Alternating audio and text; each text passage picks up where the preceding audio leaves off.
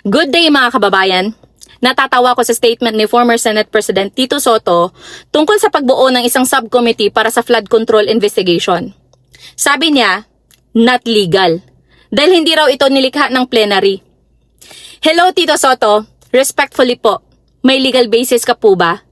Di ba po, in constitutional governance, the words illegal and unconstitutional are not magic words?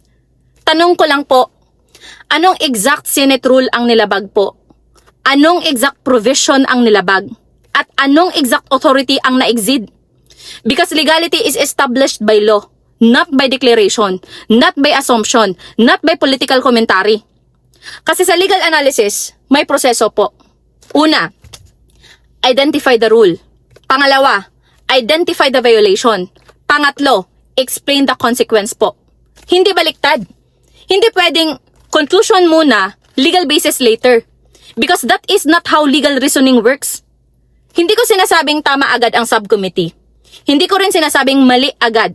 Ang sinasabi ko po, prove it, show the rule, show the prohibition, show the authority that was exceeded.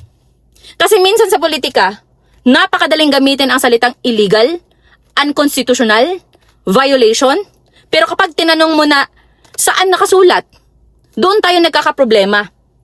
Because serious legal conclusions require serious legal foundations. Ngayon, bilang ordinaryong mamamayan, may ilang tanong lang ako. At sana masagot po.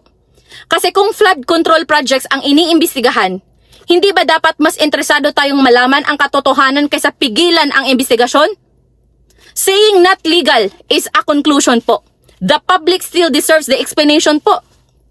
Flood control projects po ang pinag-uusapan. Bilyon-bilyong piso po ng taong bayan ang pinag-uusapan. Flood control projects po ang iniimbestigahan.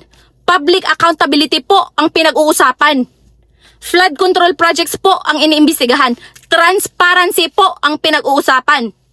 Bakit nyo kini-question ang legality ng subcommittee? Bakit hindi tungkol sa findings? Bakit hindi tungkol sa mga proyekto? Bakit hindi tungkol sa pera ng bayan? Saan napunta ang pera? May proyekto po ba? May resulta po ba? May overpricing po ba? May anomalya po ba? Bakit?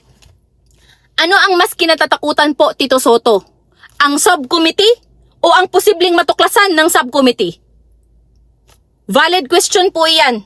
Hindi accusation. Ano po ang katotohanan? Paano natin malalaman ang katotohanan? Atat na atat nga kayo na ma-impeach si VP Sara, ang flood control ayaw niyong ipaimbestiga. Public officials should be comfortable with scrutiny po. Lalo na kung public funds po ang pinag-uusapan. Now, let's talk about biblical principle mga kababayan. Open your Bible sa John chapter 3 verse 22-21. Ang sabi po doon, whoever lives by the truth comes into the light. Ibig sabihin po, ang katotohanan ay hindi natatakot sa pagsusuri. Ang katotohanan ay hindi natatakot sa investigasyon. Ang katotohanan ay hindi natatakot sa mga tanong. In fact, truth welcomes examination. Truth welcomes transparency. Truth welcomes accountability. Kaya para sa akin, ang pinakamahalagang tanong ay hindi sino ang nanalo sa argumento.